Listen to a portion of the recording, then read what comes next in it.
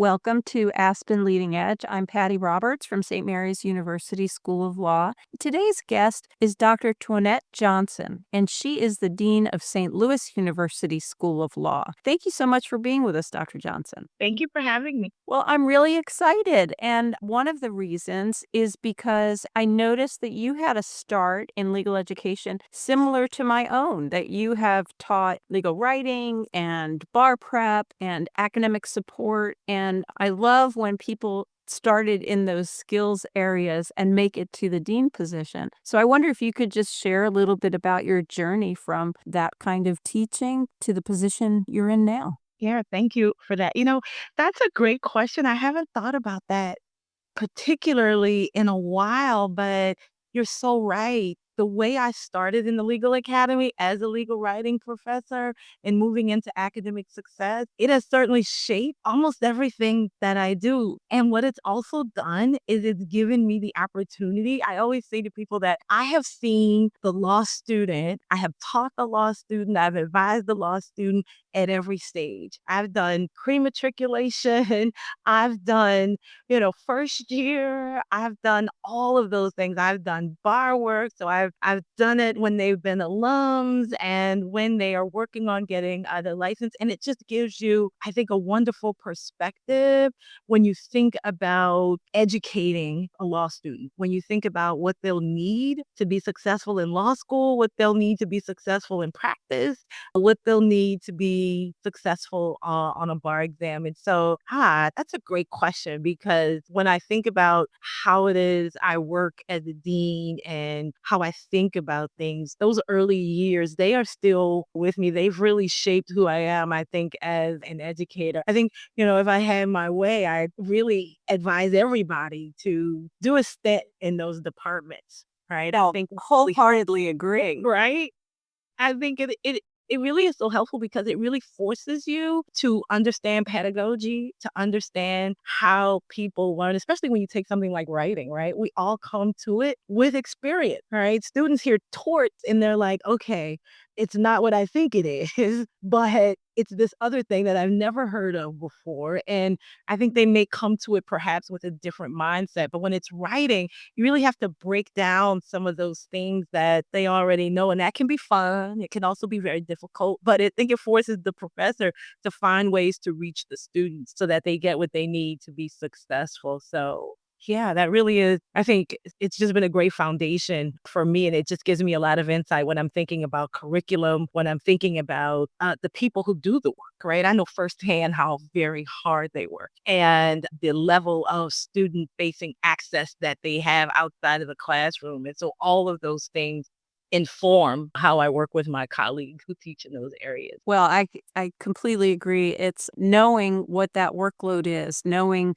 what the characteristics you need for the people doing that work to be empathetic and compassionate as well as skilled. It has really helped me, I think, see who teaches our students and how they teach our students. So I love that you had a similar start. Now, you are not new to the dean position with your St. Louis University School of Law role. In fact, you came to it from another deanship. So why don't you share with us where you were before and a little bit about that experience, and then what prompted you to go to St. Louis University? Yeah, I was at the University of the District of Columbia. And I think sometimes people are surprised to know that law school is a historically Black law school. And so it literally is across the street from Howard University School of Law.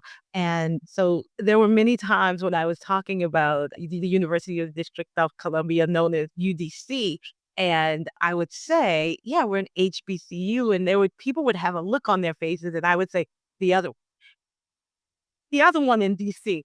But UDC is the nation's capital's only public school, and therefore the law school is its only public law school. And so in the District of Columbia. And so it had a very unique place, I think, in the district and in the area. It's a school that was built on clinical experiential opportunities for students. It's an access law school. And so just an institution I think that has done and continues to do tremendous work in creating access to a legal profession. And I believe in doing so, creating access to justice for the public. And so it really was, I think, for me, a great experience starting out as a dean because I got to do so many things and I got to meet so many people in the district who were interested in the same things that I was interested in as dean of UDC. And so I felt really fortunate to have that position and to be able to impact lives. I would always say to people, part of our tagline was transforming lives. And I would always say, I think that should be expanded, right? We're not just transforming the lives of the people that our students represent under the supervision of their professors in the clinics, but we're also changing students' lives, right? We're giving them an opportunity to earn what I believe is a transformative education, a transformative degree that really changes the trajectory of their lives.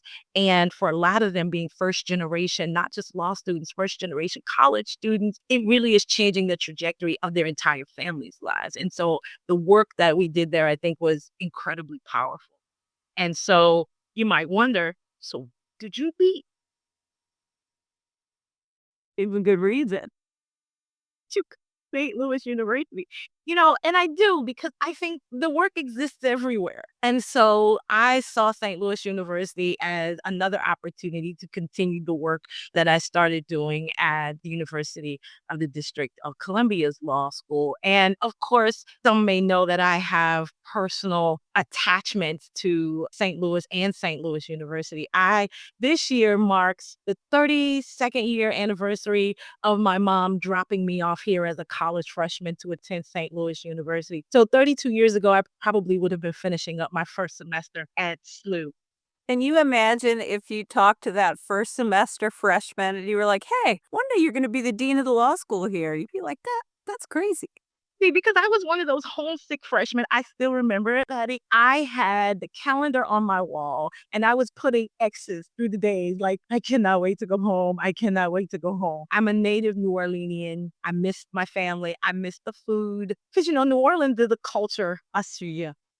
And so I missed it so much, but that really was the last time that happened for me. After the first summer, I stopped going home for summers. I, rented an apartment close to campus and I really just embedded myself in, life in St. Louis. But then I decided I'm going to go home for law school. And I did that. I went to Tulane and then I decided I think I need to come back.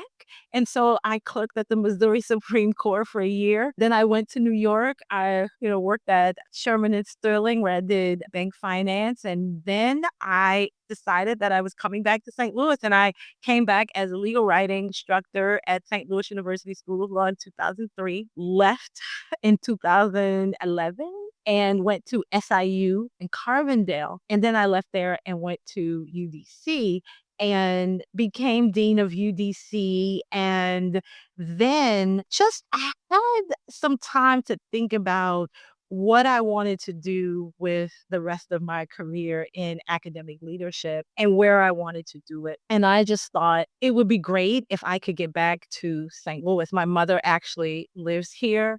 My partner is here. I have lots of friends and lots of community here. And I always say to people, home is where the heart is. And even though I am a native New Orleanian, I just don't believe my heart ever left St. Louis. I've been coming back here. I was coming to St. Louis every month while I was in DC. And my heart's never left St. Louis University. And so it just felt like a great fit for me. The school, its mission, its approach to inclusivity, all of the great work that the university is doing, all of the strides that the law school has made, it really just seemed like a great fit for me, the type of leader I am, and for the work that I want to do in my career. And you are another Catholic institution, correct? You're a Jesuit institution? So that Okay, it's a Catholic institution. Yeah. yeah, that brings in another component that makes it a little different, but carries with it a lot of the same mission that you were talking about at UDC, the access and inclusivity. Well, so you've really come home to St. Louis University.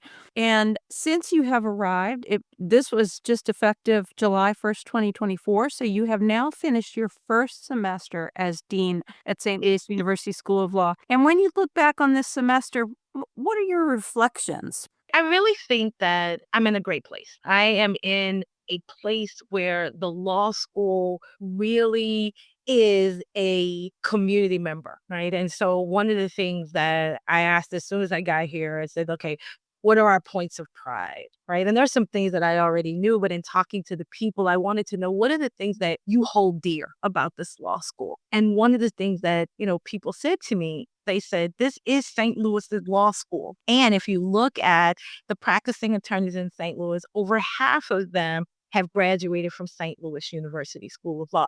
And it really is true. I can't go to too many places, especially where it's a gathering of legal professionals and half the room is not, a SLU law grad. I really can't. That rarely happens. That is a point of pride. But I also think it means more than that. I think it means over the course of this law school's nearly 200-year history, that SLU law has been a trusted entity from bench to bar when it comes to educating lawyers. The employers here, they look for our graduates. They know what they're getting when they get a SLU graduate. They know the education they've been exposed to. They know our mission. And we're all, I think, one really big happy family here when it comes to the legal community. Another thing that I see a lot is that the community, especially the alumni, they love SLU law. When I talk about SLU law, I really try to watch the words that I use, right? I don't say the laws, right? I say our laws. And it really evokes something because it is our law school. Even if you didn't graduate from here, this is St. Louis University, situated in St. Louis, right? And for the past 12 or so years, this law school has been in downtown St. Louis. If you go to our library, you can look out of our windows and you can see the civil courts building. And so this is the Law School of St. Louis. It is our law school for the members of this community. And that brings with it, I think, a lot of pride, but also a lot of responsibility as well. And so I'm happy to see that we have thriving clinics that are really committed to serving the community.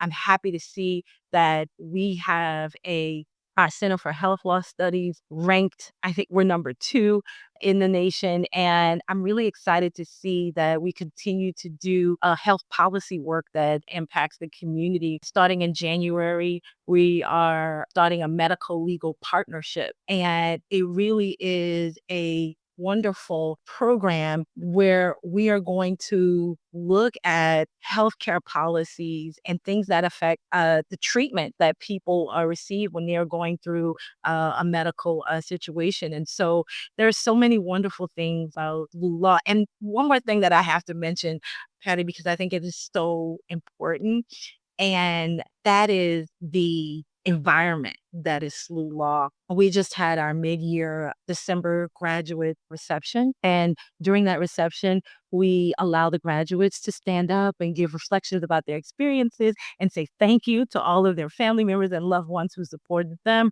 One of the things that just really struck me, and it was so beautiful, is how the students talked about their experience here. They felt so supported, they said. They felt like this was their home away from home. The student experience here is so strong. There is such welcoming and inclusivity here. I feel it myself. And so I'm really, really proud of that the students come here and they really feel like they belong here. I think that is an important aspect to what we do. And so I'm just really happy to discover all of that personally as dean in my first semester here. I really love that you have the December graduates talk about their experience and thank their loved ones. That must be a very moving moment. I'm also enjoying your reflections on SLU law and its place in the community. We have something similar here because we are San Antonio's law school. This is the 7th largest city in the nation, and we are their law school. And similarly, I always tell prospective students that if you meet judges or lawyers here who aren't our alums, which is rare. But if you meet Mhm. them and they're not our alums, they adopt us as their hometown law school anyway, because people that are practicing or sitting on the bench want to be engaged with law students and the next generation. So Absolutely. that's very exciting. Now, let's pivot a little bit and talk about the importance that we all place on having Black women leaders in legal education, but also Black women leaders in law. And this is something I know that's particularly close to you, of course, but something that you have also tried to highlight and use demonstratively for the next generation of young Black women. So, can you tell me a little bit about your work in highlighting Black women leaders in law? Yeah, certainly. Thank you for that. So, when I was at UDC, we started a series called Black Women Leading in Law. We would have it during Women's History Month. So, we would have it in March. And so, really, I really wanted to do this because as a Black woman leading in law, I felt like I needed support. And I wanted to have these conversations with successful women who were doing the thing that I was doing. And so I just wanted to be in their audience and to be able to talk to them about their experiences and learn from them. But in thinking about how we would put this together, one of the things that I also wanted to do was to expose others to these conversations and to give them an opportunity to learn as well, but not just to learn, but to dream and to see the possibilities for themselves. And so that really was the driving force behind having a program like that, because I believe that in addition to the work that I do as a dean, that in addition to that, that I just have a huge responsibility in growing the pool of people who are going to do this after me. Right. So I'll have my time and, I'm happy to be here. I feel very honored to be here, but I know that somebody's going to have to do it after me. And I think that's part of my responsibility to give back and to contribute to building, growing the pool of individuals who are able to do this job. And that includes creating opportunities for growth and learning amongst women and amongst women of color. And, personally and dear to me is creating those opportunities for Black women. And so a lot of that work has kind of grown out of that desire. Well, it's been so exciting to see the tremendous increase in the number of Black women leading our law schools nationally, and I certainly hope that continues. As far as that leadership goes, it's fun to watch you all together too, because you've obviously very close knit and supportive of one another when the deans gather nationally. But if you were talking to one of your young students, or maybe someone like you coming onto this SLU campus as an undergrad, a Black woman that was coming up in the next chapter, what would you advise that young woman to do if she wanted to be in a position like you one day? That's not a hypothetical. Like, that's right? And to me, it's a glorious result. It means that people are seeing me and are seeing the possibility. And that's what it's all about. And so I have had people come to me and say, I think I might want to be a dean one day. And that it warms my heart, and it really just makes me even more excited to do my part to make sure that they have what they need to be successful. And so typically what I say to them is that is a wonderful goal. And I share with them some of my experiences, but it's interesting. When I started out, I don't know that I saw myself as dean of a law school. And it wasn't because I didn't think maybe I couldn't do the job or what have you. I don't even know that I got that far. I just didn't see many people doing the job who looked like me. And so it really did not enter into my ideas for where my career would go. It's interesting. I was on a dean search committee at one of my schools, and I remember saying to my mother, I said, Mom, I'm on the dean search committee, so I'm going to have to, just in addition to my regular duties, I'm going to have more work. And my mom said, and this was years ago, my mom said, well, why don't they just choose you as dean? Oh, mom. But really what I tell folks is if you want to work in higher education, leadership, and administration, just put one foot in front of the other. Be excellent wherever you are. Seek out mentors, genuinely seek out mentors. Be open to the advice that they give you and find some opportunities to do some experiential things. I talk to them about where they should look for the experience depending on what their level is. And I just open myself up to being one of those people in their lives who can assist them and help them. And even if I can't help them directly, maybe I can connect them to somebody who can. And I talk to them probably more so about that part. And like when people say, call me, contact me, I want to help you. Believe them.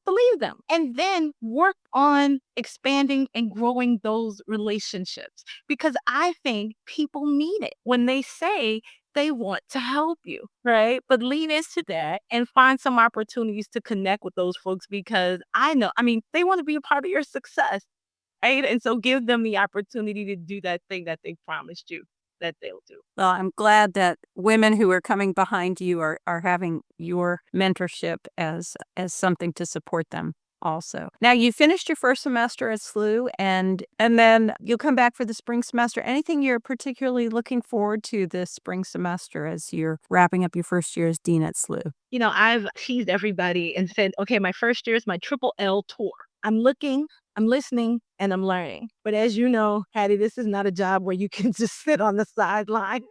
Oh, goodness, no. You have to fuel while you fly in this job. And so I think that one of the things that I'm really excited about having the opportunity to do is to start to implement some of the things that I think will be really helpful to us. We do so well at so many things, but I'd like more people to know about SLU law and what it is we do and all the great things we do here. I'd like to, spread the good word about SLU Law and about our mission and about our students, about our wonderful faculty, about our great staff, and this wonderful community of legal professionals that support this institution and that really are part of us growing and getting to the next level. And so one of the things that I'm really excited about doing is finding more ways to, again, spread the good word about SLU Law. Well, I hope this podcast helps, but I wrote down what you said. It's one of my favorite things I've ever heard. You have to fuel while you fly. That is hysterical. Absolutely. I heard that in a dean's meeting at my previous school, and I was like, oh my gosh, she's so right. It's exactly what we do. And sometimes we can't even fuel. There is no time to fuel. It's just True. flying. Well, before we wrap up, I wonder if you can share with us your predictions for the future of legal education in the coming decade. We've seen tremendous change since the pandemic, certainly, that spurred change, but also lots of other things like in bar prep and next gen bar exam and alternative licensing and all of that. So, what do you think is going to happen in the coming decade with legal education? Well, what I hope to see, what I think we will see, is a greater focus on experiential learning, a greater focus on experiential opportunities, and I think more expectation. We've been marching to this place for a long time now, but I think we're going to see more of it, and that is an expectation from the folks who hire our students that they're able to do things for their employers when they graduate, that they are ready. That's what the next gen bar exam is based on. What do newly licensed lawyers need to know? And I think as educators, we have to make sure that we are understanding what the legal community, what our employers are expecting of our students, and making sure that we can train them and teach them in the way so that they'll be ready. I don't think that means that we abandon some of the things that we do traditionally, but I do think that in the future, we'll have to make sure that our students are ready to hit the ground running. And that is ever changing, right? And so one of the things that I think we're going to have to figure out, get on board with, and use to our advantage is artificial intelligence. We are going to have to figure out how it is that we use artificial intelligence in a way that's ethical, but also in a way that equips our graduates. They're going to have to know how to use this tool because I believe employers are going to expect them to have some knowledge about how they can use it effectively, ethically in their legal practice. And so innovation, experiential opportunities. I think all of those things are what we're going to see in the next 10 years in terms of the legal profession. And I think it will and it should impact how it is we educate our students. Well, I certainly think you've hit the nail on the head, and it certainly means that we will be fueling while we're flying. Absolutely. As we continue.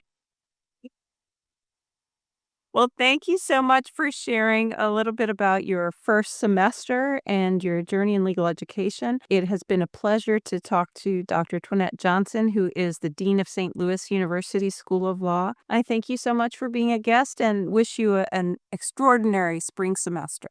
Thank you. Thank you so much for having me. And I wish you the same.